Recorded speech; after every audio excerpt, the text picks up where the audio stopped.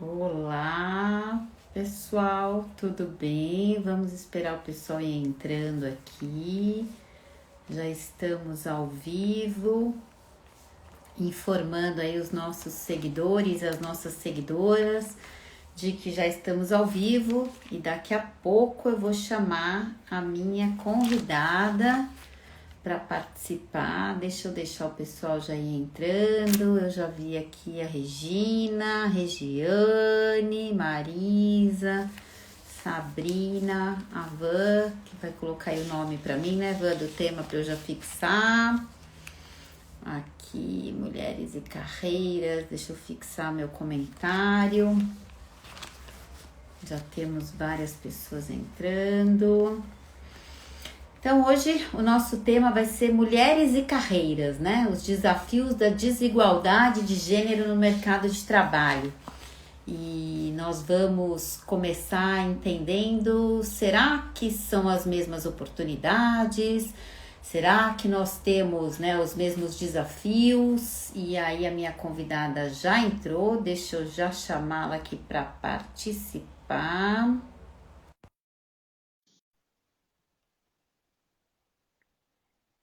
Deixa eu chamar ela aqui. Claudine já está entrando. Olá, Olá, Cris, tudo bem? tudo bem? Estão me ouvindo? Tudo ótimo. Sim, deixa eu ver aqui, tudo certinho. Bom, minha convidada querida já entrou aqui. Eu quero apresentar a Claudine. Ela é diretora de Finanças e Relações com Investidores na Celesc. Durante 9 anos atuou na área de novos negócios e fusões e aquisições na Engie. Ela é mestra em economia, porque eu fui procurar, viu? Porque eu falei, não, a gente fala mestre, nós não somos mestres, nós somos mestras. Ela é mestre em economia pela GV e tem MBA em administração pela Fundação Dom Cabral. Ela atuou anos no setor público em apoio financeiro a empresas como o Banco Regional do Desenvolvimento do Extremo Sul e vários bancos de investimento. Trabalha como conselheira voluntária da Aliança Francesa de Santa Catarina. Então, eu estou com essa mulher incrível hoje aqui para a gente conversar um pouquinho sobre a carreira dela, conhecer um pouquinho mais. A Liane está aqui mandando um beijo para você. E já vamos Obrigada. começar. Bacana, né? Eu vou comentando aqui com você. Então, eu queria começar trazendo para quem está assistindo, né, uma pesquisa que foi realizada pela Barbara Annis Associates nos Estados Unidos, com 2.400 mulheres que deixaram os cargos de liderança nas empresas listadas na Fortune 500, ou seja, as 500 maiores empresas dos Estados Unidos. E foram apontados os 5 principais motivos para elas pedirem demissão. O primeiro é que 68% delas não se sentiam valorizadas, 65% se sentiam excluídas daquele ambiente, 64% estavam em ambientes dominados por homens, 55% não tinham e sentiam que não tinham as mesmas oportunidades que os homens para avançar na carreira, e só 30% dos problemas estavam relacionados a conciliar vida pessoal e profissional. Porque muitas vezes eu ouvi, Claudine, durante a minha carreira, que as mulheres não conseguiam conciliar a vida pessoal e profissional, e esse era o maior motivo. Então, eu trouxe essa pesquisa para mostrar que não, né? Ou seja, não se sentiam valorizadas, muitas vezes excluídas em ambientes em que muitas vezes, né, até hoje você vai contar um pouquinho para a gente, você é a única mulher naquele ambiente, né? Não tinham a mesma oportunidade que os homens. E aí a nossa conversa vai aqui já falando para você, né? Você foi a primeira mulher a ocupar cargos de gestão, de liderança nas empresas que você trabalhou e em setores tradicionalmente masculinos, né? Eu também tive uma carreira muito parecida com a sua. Eu trabalhei no setor de telecom, depois eu trabalhei no setor metroferroviário. Eu vou contar para vocês também um pouquinho sobre a Cris, né? E aí eu queria saber, primeiro que você contasse pra gente, Claudine, como que é ser a primeira, como que foi, né, ser a primeira mulher a gerenciar novos negócios na Engie, né, que foi uma empresa de energia elétrica que você trabalhou. Como que foi? Conta pra gente. Sem dúvida, né? A gente que é mulher trilha um caminho onde a gente eu sempre brinco, a gente tem que matar um leão por dia para demonstrar o nosso valor, né? Então, eu lembro que você me perguntou quando a gente se conheceu, poxa, mas você tem uma formação excelente, isso é um padrão que vê entre as mulheres, estudar muito. Né? Por que isso? Né? A gente estuda muito porque a gente tem que demonstrar esse valor sempre muito acima da média do mercado. E isso já é, assim, dentro de tudo que a gente já conversou, né, já é um viés que a gente acaba tendo de ter que demonstrar muito mais do que a média para a gente ser reconhecida pelo nosso valor, né? E acho que isso foi um pouco o que aconteceu na minha trajetória lá na Engie, né? Quando eu assumi a gerência de novos negócios dentro da área de serviços, né? De serviços em energia, até então a gente só tinha tido mulheres gerentes na área de novos negócios, de fusões e aquisições na empresa.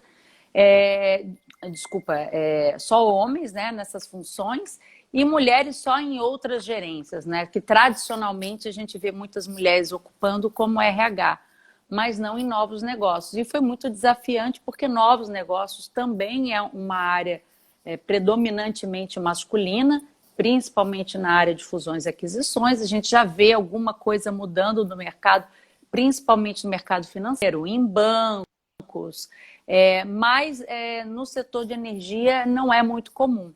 Então foi desafiador, né? Como sempre, eu sempre brinco contigo, né? E comentei quando a gente conversou que a gente é muito exigida, não somente pelo ambiente onde a gente está, que é muito masculino, mas também por nós mesmas.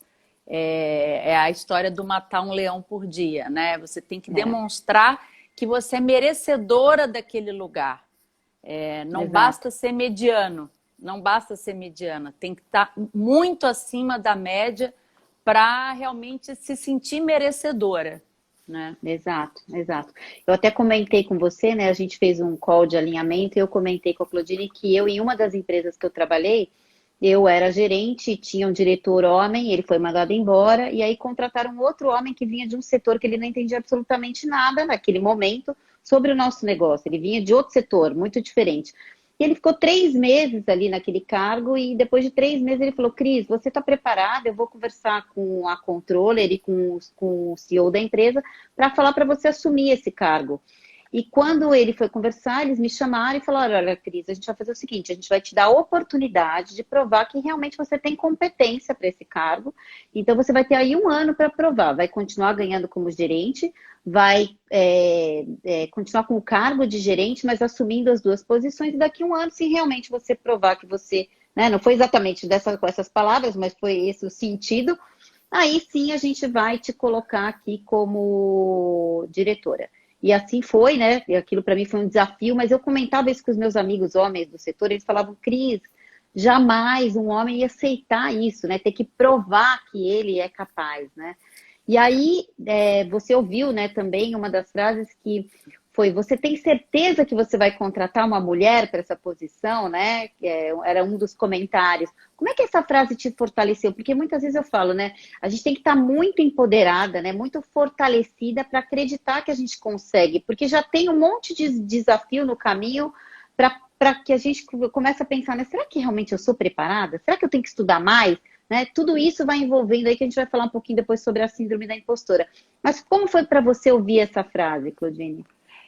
Na verdade, acaba sendo um peso muito grande, né? A gente se sente já na largada, com o piano nas costas, de ter que, mais uma vez, provar o seu valor, né? Não basta eu fazer o que todos naquela posição fazem. Eu tenho que fazer mais e demonstrar mais uma vez o valor, né? Mas, de qualquer forma, aí vai um pouco da minha característica pessoal, de que eu acredito no meu trabalho. E vim de uma família que sempre apoiou esse comportamento. Né? Meu pai, eu comentei contigo, né? Meu pai foi professor, minha mãe desde cedo trabalhou, em algum momento da carreira dela ela chegou a ganhar mais que meu pai e isso era aceito. Meu pai sempre estimulou que ela trabalhasse, que ela estudasse, e isso foi a criação que eu tive. Então, facilitou muito, obviamente, essa criação e de que nunca aceitar o não, né? Então, o que eu quero dizer com não aceitar o não? Quando alguém diz, tem certeza que você quer contratar uma mulher e o seu gestor apoia a decisão, obviamente vem um senso de responsabilidade muito grande de não poder falhar com quem disse sim, eu vou contratar uma mulher, aquela pessoa que depositou confiança em você, mas e contigo mesma, né? Porque você sente que você está sendo cobrada por algo que não deveria ser o tipo de cobrança que é o seu gênero, né? Sim. Mas isso me fortalece de alguma forma. Não está acreditando no meu potencial, então eu vou te mostrar que eu sou capaz de fazer isso. O que eu acho que muitas vezes acontece com a mulher é que ela acredita naquilo, né? Quando a colocam para baixo, ela duvida da própria capacidade. Isso é muito comum entre as próprias mulheres. É uma crítica que eu faço, né? De que quando a mulher não está segura realmente que ela é capaz de estar ali, desempenhar aquela função, que ela tem preparo para aquela função, quando alguém coloca uma dúvida, ela primeira a duvidar dela mesma. Né? Exato. Realmente talvez eu não seja, se ele está duvidando. E aí é o primeiro passo para não ser bem-sucedida. Porque como é que você vai convencer as pessoas de que você é capaz de estar numa posição se você não acredita em você mesmo? Né? O primeiro passo é você não tomar essa frase Como verdade, algo, né? como verdade, né? E nem fazê-la colocar para baixo, né? Pelo contrário, te dá forças para você mostrar que sim, que você é merecedora daquela posição. Eu falo que esse é um viés de desempenho, né? São as suposições que a gente faz, porque a gente vê mais homens realmente em cargo de liderança, em cargos de gestão. Então, o homem, normalmente, ele vem com aquele, ele é o cara, vamos preparar, porque ele vai ser, né? Ele vai ser. Então, a gente olha ele no futuro, né? Já faz uma prospecção. A mulher, não, ela já vem e, normalmente, vamos ver se realmente ela vai mostrar que ela tem competência, que foi muito o que aconteceu comigo. E, muito provavelmente, por quê? Porque não tinham homens gerentes, né, nessa posição que você ocupou.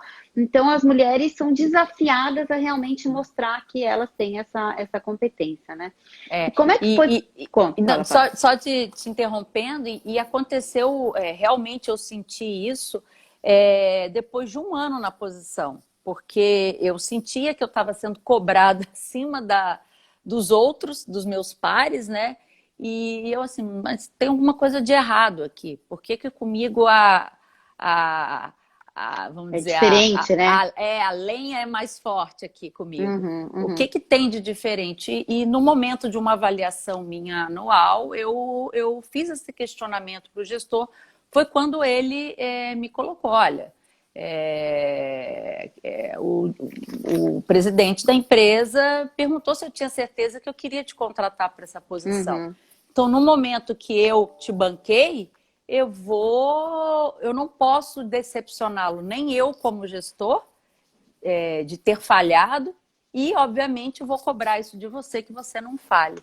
Né? Então é um peso que acaba sendo muito grande, né? Esse tipo de comentário. Exato.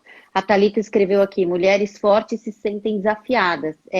Realmente, é o que a gente até conversou eu e a Claudine. A gente teve uma mãe, um pai que empoderou muito a gente, né? Esse empoderamento que a gente fala que é até uma palavra que as pessoas se incomodam com ela, nada mais é do que fortalecimento. É alguém te falando, você é capaz, você vai conseguir, né? E que muitas vezes a mulher precisa. Porque quando ela é desafiada o tempo inteiro, né? É cobrada o tempo inteiro, ou acontece o que aconteceu com a Claudine, que a gente vai contar para vocês, que foi que ela descobriu que uma pessoa na mesma posição que ela ganhava mais do que ela. Como é que foi para você, Claudine, descobrir isso?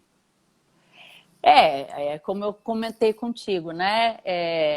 A empresa onde eu trabalhava tinha um sistema de avaliação bastante objetivo, com metas financeiras, né? E eu batia as metas. E eu era bem avaliada todos os anos, ganhava os bônus condizentes com aquela avaliação. As metas. Então, não havia por que eu estar ganhando menos que pares meus que ainda não tinham esse track record. E foi o que aconteceu. Uma pessoa que tinha recém-entrado na empresa, tinha uns 2 anos de empresa, ainda não tinha apresentado os resultados e estava já ganhando mais do que eu, né? Então, foi uma surpresa para mim, né? Foi por acaso que eu descobri e conversei com o meu gestor, né? Eu não me intimidei por aquilo. Eu fui conversar com eles, olha, eu gostaria que a empresa Como demonstrasse assim, o né? porquê. Uhum. O que está pesando aqui, até porque se for algo do meu desempenho, eu posso trabalhar para mudar o desempenho, né? E, de certa forma, ele acabou admitindo que realmente via que ainda tinha esse viés e que ele ia tentar, de alguma forma, corrigir, Uhum. né? E acabou realmente, com o tempo, corrigindo essa diferença. Mas ela foi corrigida porque eu acabei tendo acesso àquela informação. Eu não Sim. sei se ela teria sido corrigida se eu não tivesse questionado, né? Sim, sim. A gente vê algumas empresas, né, que tem esse que é chamado de pay gap, então mulheres que estão em posições iguais aos homens e que ganham menos, e que as empresas têm corrigido isso, né? Poucas empresas que eu tenho feito o trabalho ao longo desses 12 anos não têm diferença salarial entre homens e mulheres. Inclusive, minha cliente acabou de entrar aqui, que é uma das empresas que não tem. Então, é importante a gente realmente olhar isso, né? Olhar se existe essa diferença, né? No salário de homens e mulheres. E aí eu queria te perguntar, porque quando eu vi o currículo da Claudine, é muito parecido com o meu, né? A gente fez um MBA depois, a gente fez um mestrado depois, então assim, a gente fez um monte de curso. E um dia alguém virou para mim e falou assim, Cris, nossa, quanto você estuda, né? Como você gosta de estudar. Será que é para você provar realmente que você é competente? Eu falei, nossa, será? Eu nunca tinha parado para pensar nisso. Será que eu tenho essa síndrome da impostora? E acho que eu sempre tenho que estar mais preparado, estudar e saber talvez mais, né? Para provar realmente que a gente tem competência, que a gente pode estar nos lugares que a gente ocupa. E aí eu queria te perguntar, você percebe essa síndrome da impostora, que é muitas vezes achar que você não está preparada? Eu falo isso porque a gente pensa, isso não acontece com mulheres como a gente, né? E eu sempre trago um depoimento da segunda mulher do Facebook, que é a Cher Sandberg, e ela fala o quanto ela muitas vezes pensou, nossa, será que eu estou preparada? Será que eu realmente estou pronta? E muitas vezes a gente vai precisar dar um push, né, nessas mulheres e falar, olha, você é capaz, você pode, por conta disso que a gente passa durante a nossa carreira toda, né? Fala pra Eu gente. acho que a cultura que a gente ainda vive, né? Ainda a gente avançou muito em termos de equidade de homens e mulheres, né? Isso é inegável, né? Então, estamos trabalhando para que esse gap não exista de forma alguma em nenhum setor. Mas eu vejo que quando a gente começa a nossa carreira, a gente tem dúvidas, realmente. Eu acho que é tão introjetado dentro de nós Uhum. que a gente precisa demonstrar que é natural e acho que até inconsciente você buscar essa Sim, formação, sim. né? Eu me lembro quando eu comecei Bom, eu sou economista, né? Então eu comecei minha carreira na área financeira, em bancos de investimento, depois banco de desenvolvimento. Quando eu fui trabalhar no setor elétrico, além de ser mulher, eu ainda lidei com uma outra situação que é um meio predominantemente de engenharia. E aí acabava também tendo um viés profissional. Você não é E eu pensava, engenheira. Aham, eu não então, sou você não é engenheira engenheira, então. e ainda sou mulher. E aquilo pesava inconscientemente em mim de uma forma muito grande. Eu cheguei a pensar, mesmo depois de tendo mestrado em economia, de tendo MBA na Dom Cabral, voltar, vamos dizer, para a graduação para fazer engenharia. Eu falei, peraí, Claudine, você está querendo provar isso para quem? Uhum. Você, ao fazer isso, você só está reafirmando uma posição de diferenças. Justamente o saudável dentro desse grupo que você trabalha é ter as diferenças. É ter homem, é ter mulher, é ter economista, é ter engenheiro. Uma companhia que pensa todo mundo igual e que tem pessoas com exatamente a mesma Com a mesma formação formação, e exatamente o mesmo gênero, claramente ela não vai ser uma companhia criativa, que vai trazer soluções diferentes, porque é nessa diversidade, seja de gênero, seja profissional, que você realmente agrega valor para a empresa, porque começam a surgir formas de pensar diferente. Exato. E é isso que faz a empresa ir para frente, né? Mas o que você falou é o senso de pertencimento, né? Eu quero pertencer, né? Então, como eu quero pertencer, eu acabo querendo ficar igual, né? Parecida com as pessoas para que eu seja aceita, né? Então, isso acontece muito com as mulheres. A Pilar escreveu aqui que devemos também levantar e ajudar outras mulheres. Sim, esse é um papel fundamental. Depois a Claudine vai contar para a gente como é que ela está fazendo isso. Mas eu queria contar também que a Claudine ela foi concursada numa empresa e que ela deixou essa empresa pública para voltar para uma empresa privada. O que te motivou a fazer isso? Aí eu vou falar um pouco, né, do que a gente conversou. Eu li um livro do Cortella durante um dos cursos que eu fiz, que foi bastante importante na minha carreira, que é um livro chamado Qual é o Seu Legado? Ele é um livro muito filosófico, né, já que o Cortella é filósofo, mas com um olhar para dentro das corporações.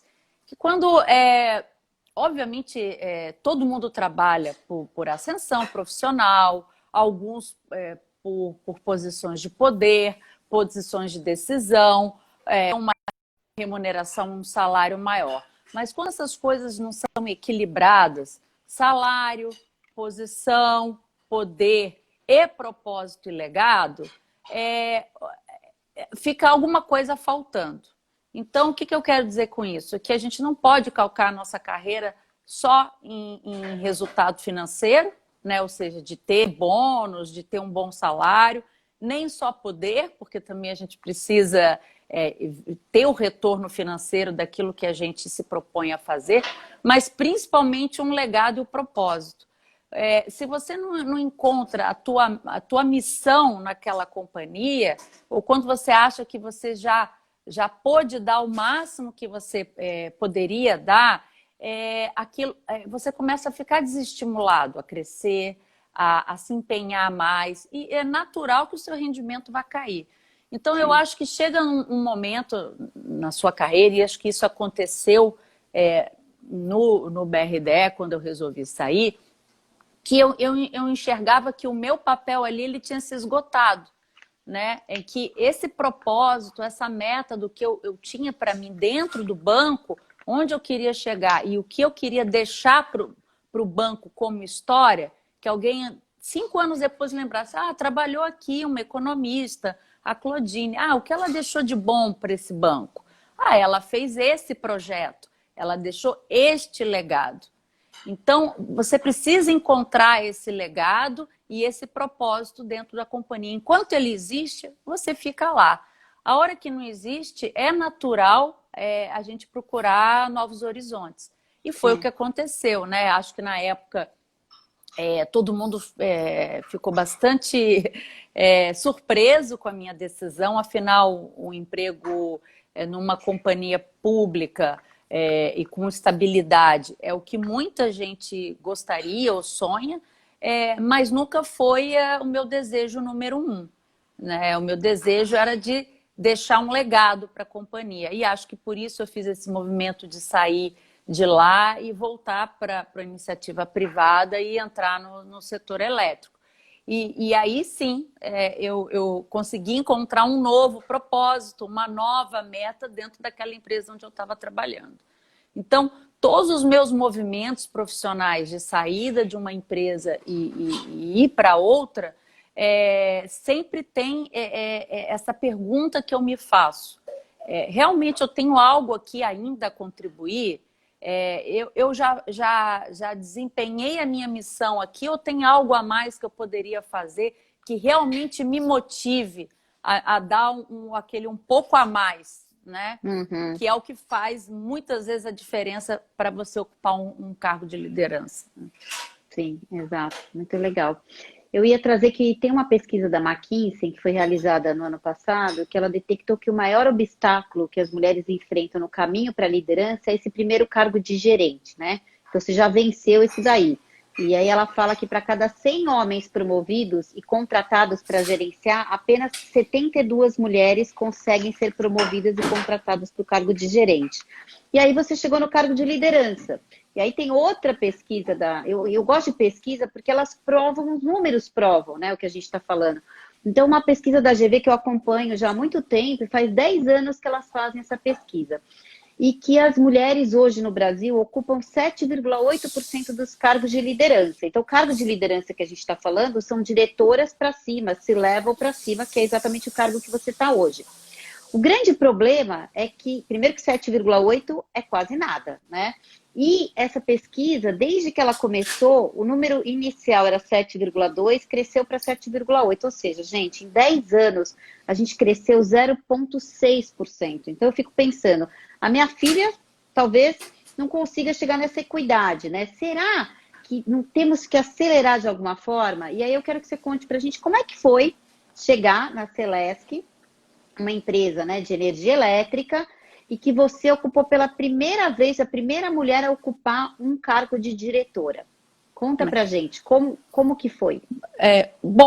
Na verdade foi uma surpresa muito grande, né, a convite do presidente Cleício, que trabalhou comigo na ENGIE, conhecia o meu trabalho de lá, e realmente, assim, eu acho que nesse ponto o presidente Cleício teve um papel fundamental, porque ele foi o pioneiro em fazer esse convite para uma mulher na diretoria da Celesc, como também para a presidência da Celos, que é o nosso fundo de pensão, e temos também conselheiras mulheres, né? Então ele deu um passo muito grande para a Celesc em trazer pelo menos 4 mulheres para um nível de liderança C-level, né? E isso na história da empresa nunca tinha acontecido. Como que eu vejo isso, né? Primeiro, um senso de responsabilidade muito grande. Num primeiro momento, eu não quis aceitar esse convite. Eu já tinha saído da ENGIE, justamente por entender, né? Eu contei para você que o meu propósito lá e o meu legado lá eu entendia que tinha chegado ao fim, e eu resolvi empreender. Eu abri uma empresa própria, né, uma importadora de vinhos, e era um passo na minha carreira que eu nunca tinha dado. Até então eu fui executiva de grandes empresas ou de bancos, eu não tinha eu mesma empreendido. E era uma experiência que eu queria ter. E depois de um ano com a empresa, o Cleício me fez esse convite. Obviamente, minha primeira reação não, eu não quero voltar para o mundo corporativo, eu quero continuar nessa trajetória de empreendedorismo. Mas ele foi muito hábil em me convencer, mostrando justamente isso, o papel diferenciado que a gente podia ter na Celesc. Primeiro, uma gestão que vinha com outro propósito diferente da anterior, então a gente poderia deixar esse legado para a empresa, e aí sim ele conseguiu tocar num dos pontos que para mim são primordiais para fazer uma escolha profissional, que é essa questão do legado, e outra de abrir caminhos, né? Eu pensei, poxa, realmente essa empresa nunca teve uma mulher na direção, eu posso deixar uma marca aqui, um legado. Super importante. E fazer uma diferença na empresa, tanto do ponto de vista cultural, né, de mudar essa cultura na empresa e abrir esse espaço para muitas mulheres, como também do ponto de vista da própria função que eu desempenho como diretora financeira, né? Então eu acho que ele conseguiu tocar no ponto que a gente anteriormente conversou sobre propósito e legado. E aí com isso eu resolvi realmente abrir mão daquela posição que eu tinha na minha empresa, fiz um acordo com meus sócios para poder vir para a Celesc. Que bacana. A Camila está colocando aqui que não há dúvida que você é uma referência profissional para as mulheres da Celesc. Isso é super importante, né? O nosso cérebro, ele precisa ter referência, ele precisa olhar. Então, as mulheres que estão aí, você com certeza está fazendo um papel sensacional no seu trabalho, mas também como um exemplo para essas outras mulheres que agora vão passar a acreditar que eu também posso ser diretora, eu também posso ir para cargo de gerente. Então, essa referência é sensacional, ela é muito importante, e eu já conheci o Cleison pessoalmente, né, pelo trabalho que a gente está desenvolvendo com vocês, que depois a gente vai contar um pouquinho, mas ele assim, ele tem uma esposa que trabalha, que é Ela tá engenheira, aí na live, tô ah, ela vendo ela tá, que ler, tá? legal, ah, como ela chama? Luciana. Luciana, eu fiquei encantada. Então, assim, como faz a diferença? Ele tinha uma mãe que trabalhava fora, uma esposa que trabalha, ele tem uma filha. Então, assim, o engajamento é muito grande, né? Ou seja, tanto pelo modelo de comportamento, atitudes que ele teve na casa dele, uma esposa que trabalha, tudo isso vai fazer muita diferença, né? Nesse engajamento que ele está tendo agora na Celeste. Mas antes da gente começar a falar da Celeste, eu queria que você contasse para a gente um pouquinho como é que foi na Engie, né? Que vocês começaram a fazer um trabalho por 9 anos lá, desenvolveram. Você trabalhou lá por 9 anos e vocês começaram a desenvolver um programa para aumentar o número de mulheres. Conta para a gente um pouquinho desse programa que vocês desenvolveram lá. Aliás, estou bem feliz aqui que eu vi algumas amigas da Engie na live também, a Milena, e são, assim, quando eu estava na Engie, o grupo Engie, né, por ser uma multinacional de origem hoje francesa, na época, então, belga, a Engie começou um programa lá fora, que obviamente se distribuiu por todas as áreas geográficas onde a Engie tinha atuação, né? Então, foi um programa que foi patrocinado pela CEO, na época, a Engie fora do Brasil, né, lá na França, ela é uma empresa com participação estatal, assim como a Celeste, e o governo francês indicou para a CEO a Isabelle Cochet na época. Ela levou para também o cargo de CFO a Judith Hartmann, que também é uma mulher do setor de finanças, e então tínhamos na época duas mulheres muito fortes, com competência técnica, e apoiaram esse programa, criaram, né, esse programa de diversidade no grupo, que foi então levado para as suas subsidiárias e foi trazido para o Brasil. Eu participei aqui no Brasil do primeiro grupo, né, mulheres dentro desse papel de liderar esse movimento aqui, né, foi escolhido um grupo de mulheres para começar esse trabalho e depois disso esse trabalho foi sendo ampliado para mais mulheres na empresa, justamente como a gente vinha falando, que a gente tem que preparar as mulheres da empresa para entenderem que são capazes de liderar. Né? O interessante do programa, e acho que foi muito feliz eu ter vivenciado bem o início dele e ter visto os resultados lá dentro da Engie, mesmo que ainda devagar, mas a gente vê que tem uma evolução, é que a Engie estabeleceu metas quantificáveis para cargos. Né? Uma curiosidade que eu acho que eu não cheguei a te contar, é que quando esse programa veio para o Brasil, a primeira reação até de algumas pessoas de cargos de liderança foi: poxa, mas a gente vai ter cota aqui dentro da empresa? E eu sou uma economista um pouco com viés mais liberal e sempre tive também uma restrição a cotas. E eu confesso que num primeiro momento eu também fiquei duvidando se realmente fazia Será que a gente precisa sentido. de cota, né? Exato. Será que precisa mesmo de cota para mulher aqui dentro da empresa? Será que isso já não é uma discriminação por si só? A gente está colocando o chapéu, olha, eu não sou competente, então eu preciso de cota para me proteger? Passou isso pela minha cabeça. Realmente, eu antes de aderir ao programa, eu fui ler algumas coisas a respeito. E se não tem um pontapé inicial desta forma, a coisa não evolui. É por isso que quando citou... Não, é por isso que quando você citou a pesquisa, que há 10 anos praticamente não houve evolução, você citou o número de 7,8, né? De 7,2 para 7,8 para em 10 7,8 em 10 anos. Isso no mundo todo. Então, quando você vê um número desse, você entende que realmente um sistema de cotas para dar um pontapé inicial e mudar essa forma de ver e mudar a cultura da empresa é necessário. Exato. Depois, obviamente, quando se muda para esse patamar, eu não acho que o sistema de cotas deva ser eterno. Uhum, Qualquer subsídio ou qualquer cota tem que ter um fim. Mas uhum, uhum. ele é necessário num período de transição. Sim, sim. E até que a mulher realmente tenha uma parcela relevante de participação em cargos de liderança, né? A palavra cota, muitas vezes, ela está associada à incompetência, né? Então, essa primeira Exato, coisa, né? Como o cérebro é associativo, a primeira coisa que a gente associa é incompetência. E aí, quando a gente vai ver, cota quer dizer um processo transitório, ou seja, tem começo, meio exato, e fim, para equiparar uma desigualdade. Então, a gente tem uma desigualdade, a Tereza acabou de escrever aqui, os negros, então, 400 anos, é verdade. Quando a gente olha, por exemplo, mulheres brancas, a gente já está falando de 150 anos para chegar na equidade de gênero. Mulheres negras já passa de 200. Então, assim, se a gente não tiver uma cota, e aí eu vou até falar o que eu acho, né?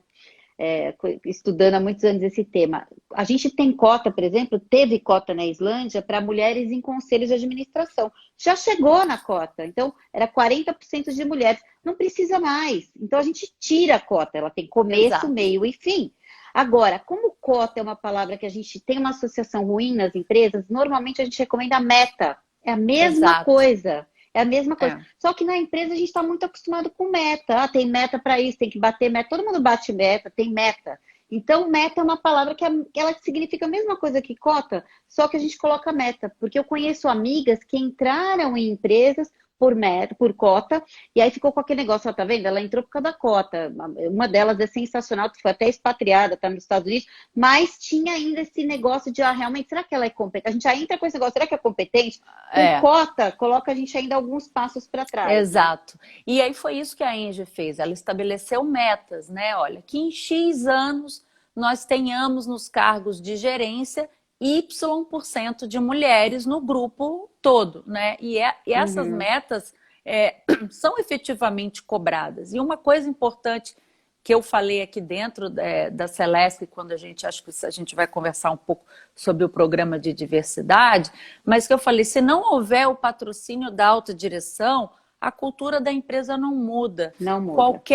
Qualquer mudança de cultura, ela tem que ter o apoio da alta administração. Exato. Então, quando, né, a gente, felizmente, conseguiu o financiamento do BID, e uma parcela do financiamento do BID é para ações institucionais, eu fiquei muito feliz quando eu cheguei na Celesc e vi que existia dentro desse programa a possibilidade de a gente criar um programa de diversidade, né?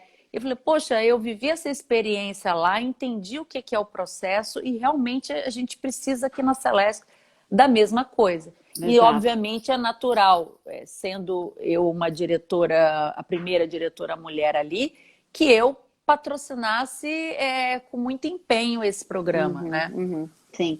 O Marcos Pena acabou de entrar aqui, colocou que você é uma referência profissional, que acabou de colocar muito bacana. O Marcos Pena trabalha também na Celeste, que é um dos diretores e, inclusive, é um dos sponsors do nosso programa também de diversidade de gênero, né?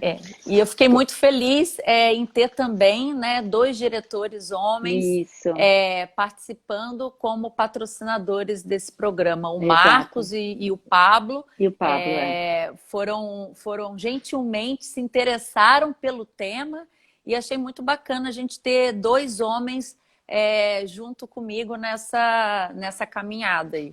Sim, precisamos, né? O Cleiton é o sponsor principal e aí a gente tem a Claudine, o Marcos e o O Pablo Pablo. como sponsors do projeto, porque precisamos dos homens. Se a gente não trouxer os homens, se Sim. eles não entenderem tudo isso que a gente está falando da síndrome da impostora, o quanto tem de viés de desempenho e tudo mais, a gente não consegue mudar, vai demorar muito mais para a gente conseguir, né?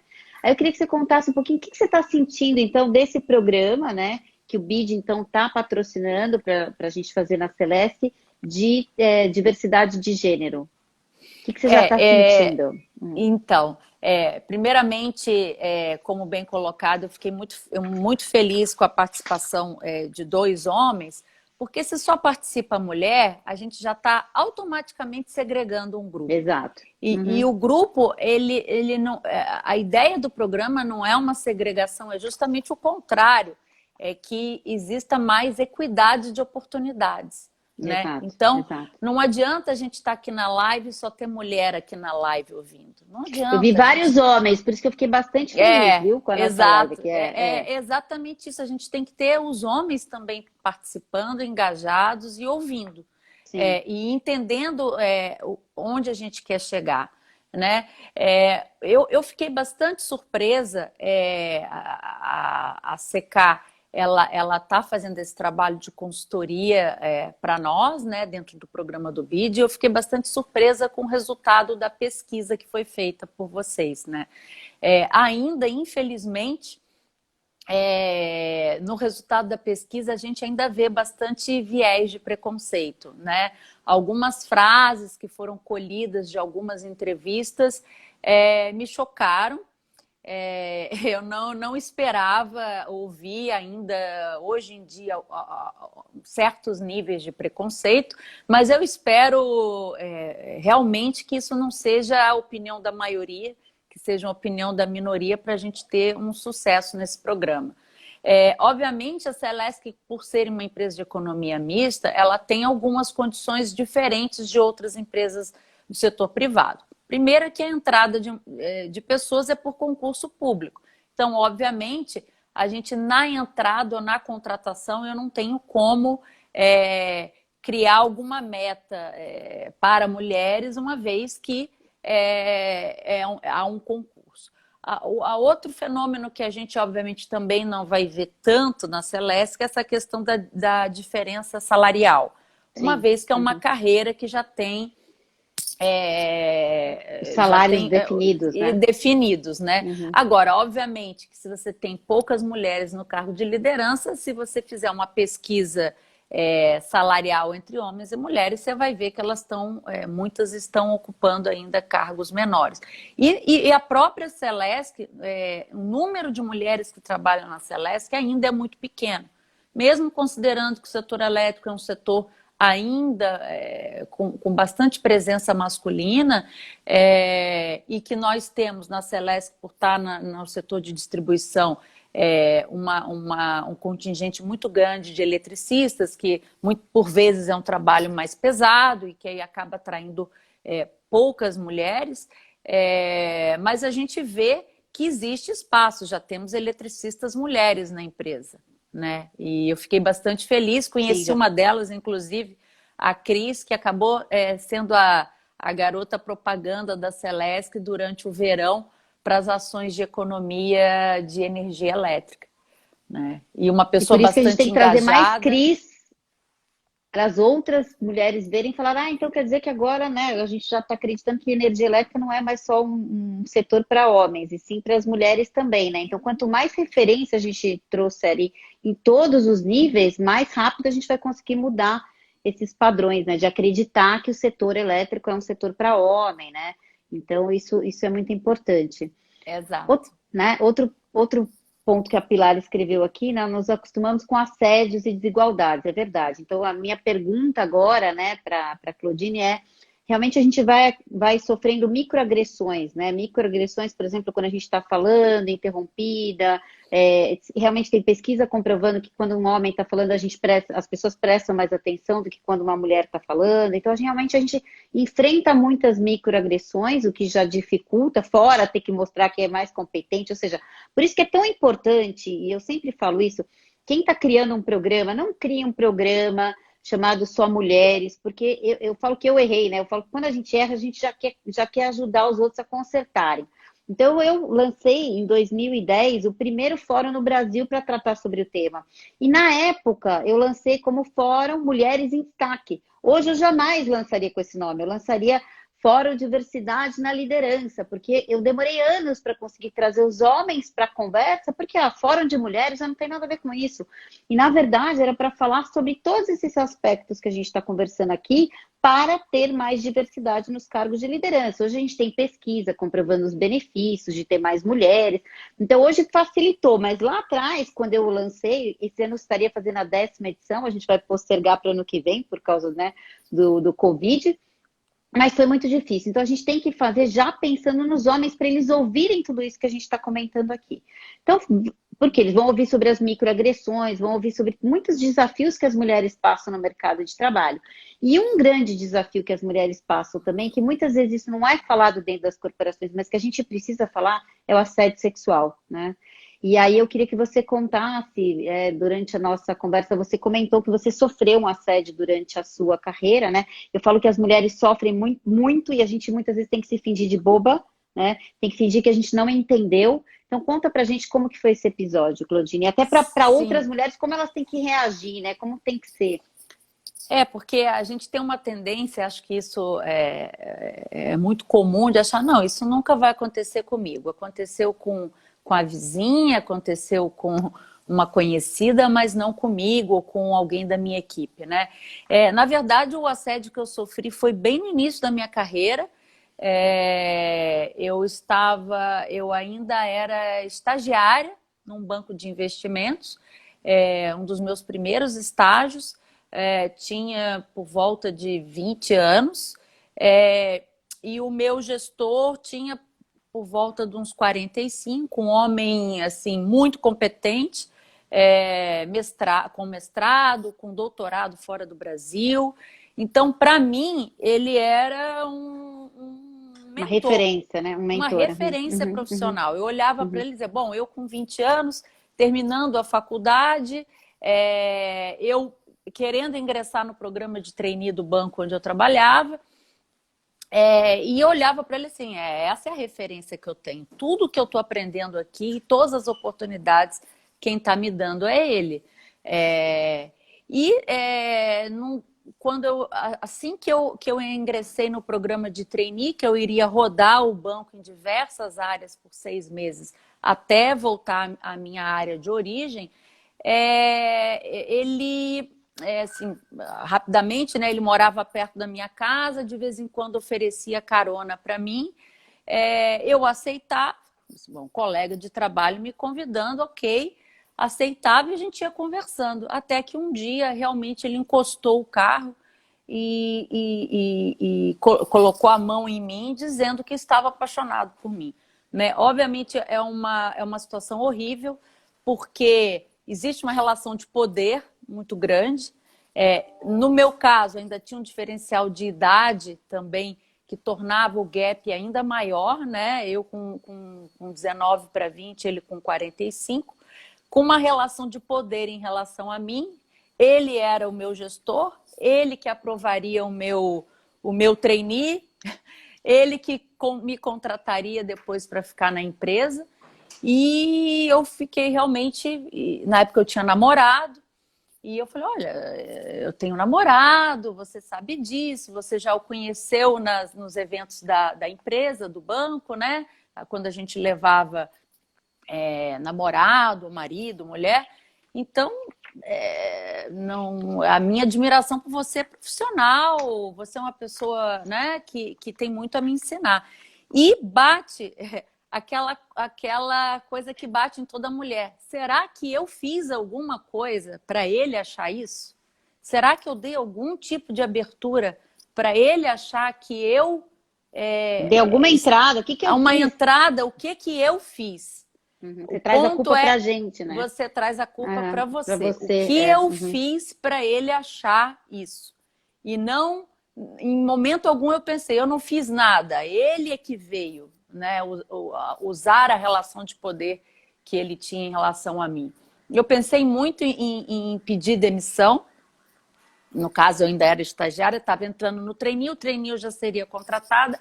Eu resolvi que eu ficaria no trainee, até porque eu iria rodar para outras áreas e não teria contato com ele, né? Ia ficar direto com ele, né? Uhum. E aí, depois dos 6 meses, quando o trainee acabou, que eu voltei para a minha área de origem, eu não aguentei ficar ali e pedi demissão. Então, assim, realmente eu era muito jovem, né? Assim, não tinha experiência alguma, e fiquei nessa situação, né? E aí depois a gente vai conversando com outros, com colegas, colegas minhas da economia lá da PUC do Rio, que tiveram a mesma situação, também algumas em banco, algumas em consultoria. Então acontece muito, é muito comum. Obviamente hoje, eu sou uma mulher com 45 anos mais velha, eu consigo sair dessas situações de uma Quando você maneira começa a diferente. perceber, né? Qualquer coisa você já. Mas É, quando a gente é a mais gente, nova, é mais difícil. a gente brinca, eu sou mais safa agora, então eu Uhum, consigo uhum. sair e não me deixar entrar numa situação Aham, dessa. aham. Mas não é certo. Independente Sim, se eu consigo ou não consigo sair, não é certo. Não é exato, certo exato, nem com exato. uma menina de 19 anos, nem com uma Nem com mulher uma de mulher. 45. Exatamente. Abusar da relação de poder, né? Isso Exato. não, A né? Camila e a Pilar escreveram aqui que realmente é um absurdo, a gente se punindo, né? E sabe um fato que depois que a gente conversou, fiquei pensando, né? Eu trabalhei muitos anos, né, em setor médico ferroviário, telecom, e eu fui ficando uma pessoa muito fechada, com a cara fechada, eu andava dura. Hoje já faz 10, já faz 12 anos que eu tenho a minha consultoria, que eu tive que ter outra crise, outro modelo de crise. Mas eu já chegava, já apertava a mão da pessoa bem forte para ela nem chegar perto de mim. É. Então, assim, O eu que, me protegi. Você também aconteceu isso, né? Você o que ficou mais. acontece, o que acontece com a mulher e que eu acho muito errado, mas acontece e a gente faz, é que a gente se masculiniza. Para Exatamente. estar nas Uhum. posições de liderança, você se masculiniza. Seja na forma, algumas pela forma de vestir, outras pela postura de Mais rígida, distância, né? é Uhum. mais rígida, mais cara fechada, aperta a mão, é mais dura nas reuniões, ou é muito firme, ou é muito sisuda, cada um vai caminho. Mas o fato é que a Vai gente achando vê um que a, caminho, a é. mulher Uhum. ela tem dificuldade. Ela tem dificuldade de encontrar um caminho que não seja se masculinizar. Um O equilíbrio, que é um né? Um erro, equilíbrio. porque, E aí, o a, a, que é um erro, exato. porque nós somos mulheres, nós não somos homens. Sim, Estamos exato. E apenas a no gente. ambiente profissional tentando ter Exato, igualdade de oportunidades, mas nós não somos exato. homens. E eu falo que isso a empresa perde muito com isso, porque é o que a gente fala de inteligência de gênero, né? Homens e mulheres pensam, são diferentes, e muitas vezes a gente tem que chegar no ambiente corporativo e tem que se adequar àquele meio. E por conta do assédio, a gente acaba se masculinizando na roupa, na forma de falar, o que também muitas vezes não é bem visto, porque daí é o viés de comportamento. O homem pode ser agressivo, ele pode falar mais alto, ele pode ser mais duro, mas a mulher não. Então, muitas vezes, quando a mulher também tem esse tipo de comportamento, ela é mal vista, né? Então a gente fica. É. Eu defendi o meu mestrado esse ano, né? E as professoras que estavam lá, duas professoras muito conhecidas, a Regina Madalosso, que trabalha com isso, a Maria José, elas falaram, a mulher fica daquele. Ela tem uma lacuninha tão pequenininha para estar, né? Porque se ela está mais para cá, não é bem vista, se está mais para cá, então é muito importante, e por isso que é tão É, importante trazer os homens para essa conversa, para eles é, entenderem do que a gente está falando. Não é é. mimimi, né? É muito verdade tudo isso que a gente está falando, e não é fácil para as mulheres, o desafio é muito grande, né? A gente, como você falou, a postura, se você é mais dura, você é sisuda, é diferente se você faz isso de um homem faz isso. O Sim, homem é firme, a mulher vão dar mil outros adjetivos que não sim, firme, sim, sim. né? A Pilar está falando, realmente, a gente podia ficar aqui 2 horas conversando, esse papo é muito bom, e a gente tem 5 minutos para a gente finalizar. Olha, Tá já ok. passou praticamente 1 hora aí. Eu queria que Vamos você lá. contasse esse trabalho lindo, maravilhoso e transformador que a gente vai fazer na Celesc juntas e com muitas outras mulheres e homens que vão se engajar com a gente. Eu queria que você contasse qual que é o legado que você quer deixar para outras mulheres na Celesc. Eu acho que, bom, primeiramente é mostrar que a gente é capaz de chegar realmente num cargo mais alto de liderança que qualquer mulher é capaz, né? No nível C, né? No C-level.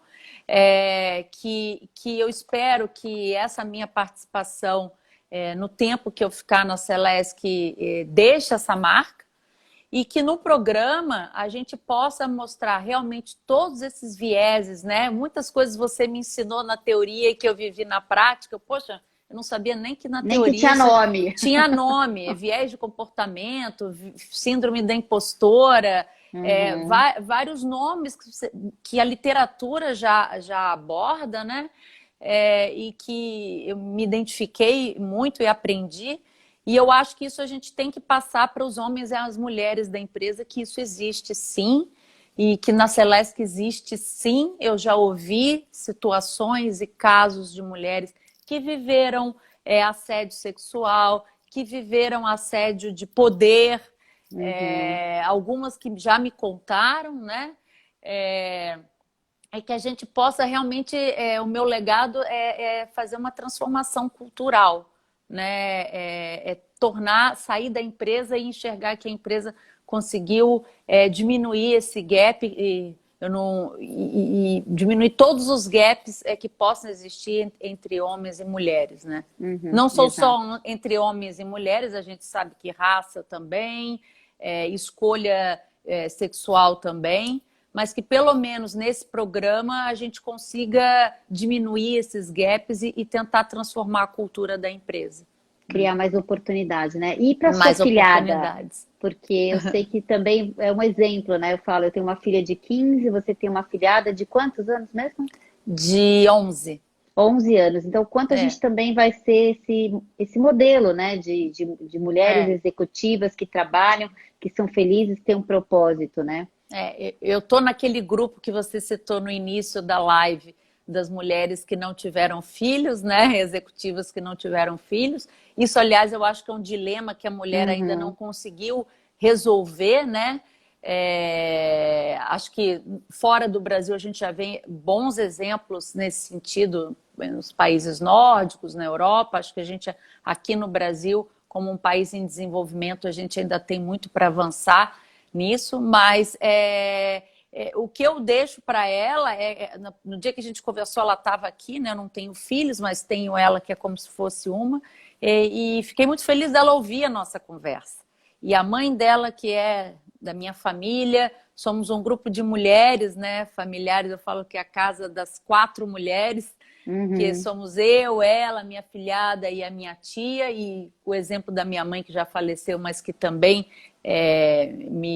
me deu todas as condições educacionais e de personalidade, de criação para poder estar aqui, e que ela enxergue isso nessa nova geração como uma geração que olha igual, né? Sim. Oportunidades profissionais tem que ser igual para todo mundo.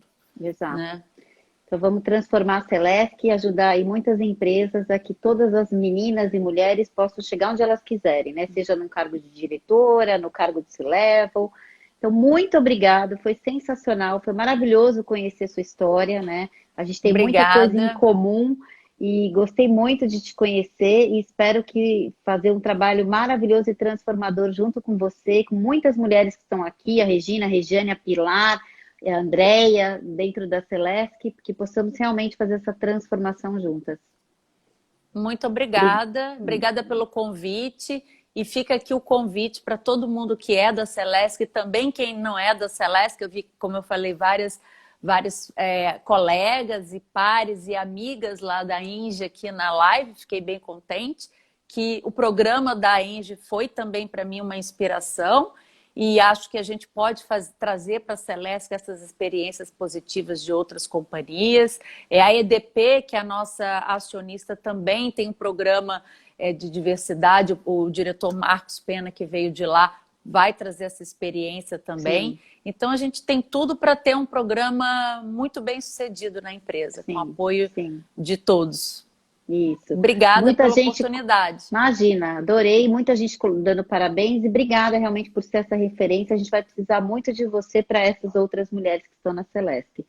Eu queria aproveitar e convidar quem está nos assistindo. A CKZ Diversidade, ela promove lives toda terça e quinta-feira. E na próxima terça-feira, a Luane Faustino, que é nossa consultora de diversidade, especialista no tema equidade de raça, ela vai fazer uma live com a Lê Santos, falando sobre afrofuturismo, como que as empresas podem inovar mais trazendo pessoas negras. Então, na próxima terça, às 18 horas, vai ser a nossa live. Obrigada, Claudine. Obrigada por todo mundo que participou. Pelo convite. E até a próxima. Tá Beijo. Ótimo, obrigada. Tchau, tchau. Tchau, obrigada. Pessoal. Tchau.